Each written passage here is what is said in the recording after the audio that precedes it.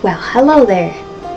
First things first, the third week of our contest is launching this week, and you'll once again have the chance to get your hands on one of 5 more Grunty the Murloc Space Marine BlizzCon pets. This week we're going to be having a caption contest, so if you're interested, go to tankspot.com to learn more, or click the link in the box to the side or the bottom somewhere on your screen. Then I would also like to mention that I wrote a Best in Slot Holy Priest gear guide that is up to date as of the current patch, which as of this video should be 3.2.2. It is available in the news and the healing section of tankspot.com, and also in the box. So, oh yes, I will also be releasing a KG Panels Artwork standalone download. In case you're interested in the KG Panels artwork I have in my mod package, but not the rest of the actual clunky mods. So by the time this video is out, the art package should also be out, and probably also in the box. So the first topic I want to talk about today is the different roles of healing classes in Wrath of the Lich King, since I've been asked about this multiple times. Class and healing roles are a lot less apparent these days than they were in, say, Vanilla or BC. In Vanilla, you had priests that were the actual masters of healing, as even the Blizzard website states, and all the other classes were lagging behind a little.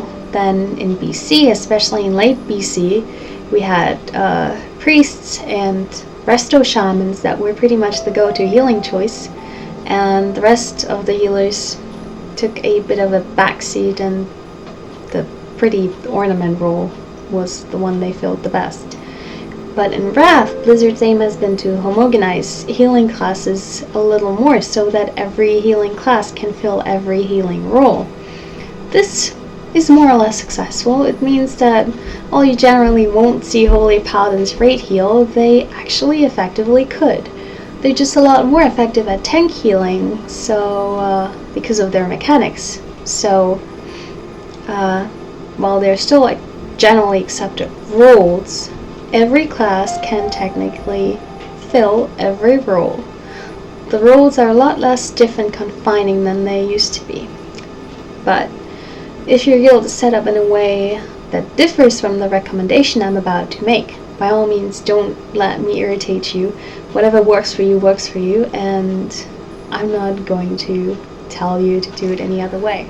As mentioned, even in Wrath, Holy Paladins are very effective tank healers. They have Beacon of Light, which effectively enables them to heal 2 targets at the same time. Obviously, this is most useful if both of those targets are tanks. They also bring a large mana pool, very mana efficient single target heals, and a high chance to critical heal.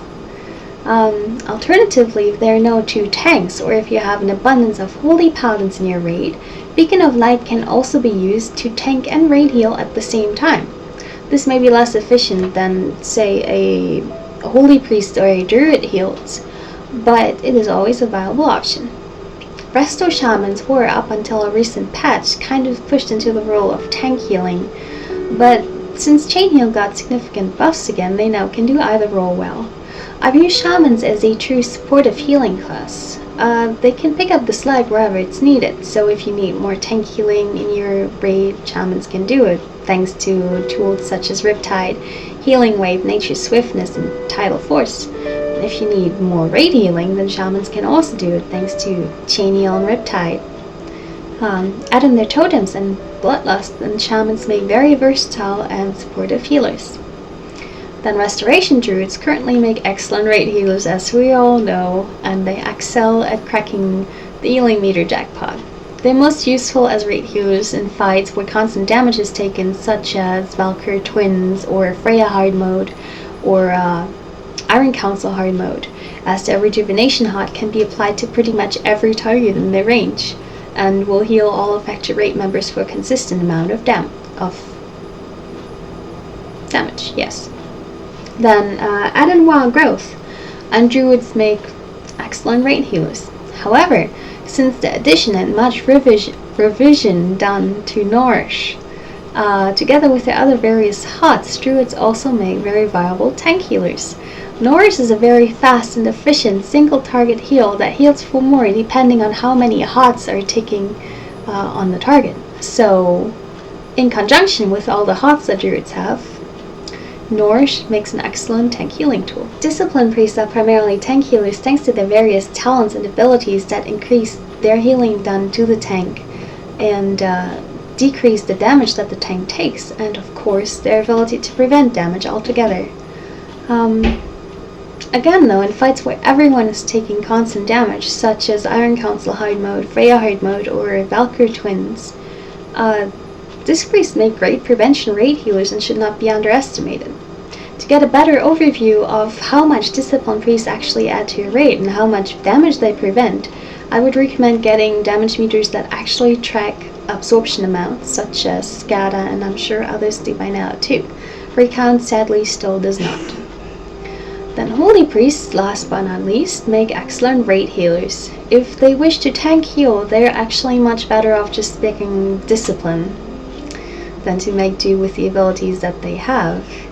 To pick up all the essential rate healing tools, as well as all the available tank healing tools in the Holy Tree, you would plainly run out of talents.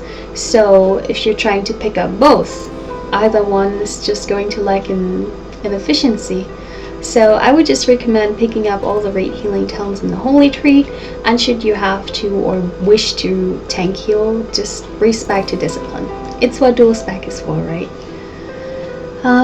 Holy Priests have amazing rate healing spells such as Circle of Healing, Prayer of Healing, Prayer of Mending, Renew, and other talents that I will not go into further right now, but have before. So if you're interested, check out my Holy Priest guide that I have made. That about covers the class guidelines that I wanted to cover. My guild uses this and I personally agree with them. But as mentioned, if you have a different setup that works well for you, don't let this irritate you. This is meant to help raid leaders decide what they want their healing team to be like and be a bit of a guideline to understand the strength and the weaknesses of each healing class. Nothing more and nothing less. Now to answer a couple more questions.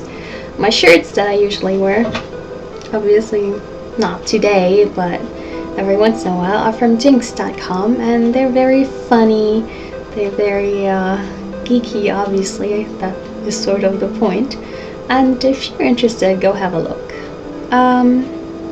Big Hatch 70 asks what I'm looking forward to the most in the upcoming Icecrown Citadel patch. And the answer to that is clearly the new raid content. I mean, we've been stuck in TOC for quite a couple months now, and it was never much content to begin with. It's 5 bosses. That's cool. 5 bosses certainly makes me happy for 4 months. Yeah. Not. Okay. The Path the Way asked if my guild min-maxes raid buffs. Yes, of course we do. But it's a lot easier to cover all the essential raid buffs these days than it used to be.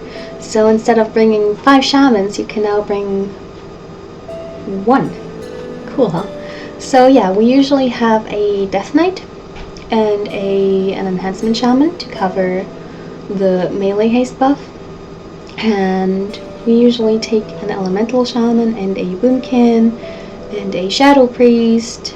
You know, we try to get everything, every buff that we can. If we're missing like 1 or 2, it's not the end of the world, but when we can, we try to take them all. As for my house,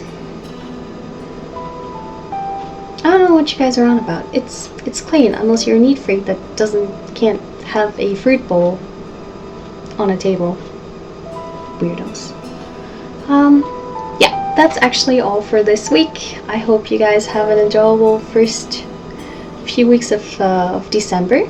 And if you celebrate Advent, happy first and second Advent, and of course Nikolaus. And may the Christmas calendars be stuffed full of chocolate and other goodies.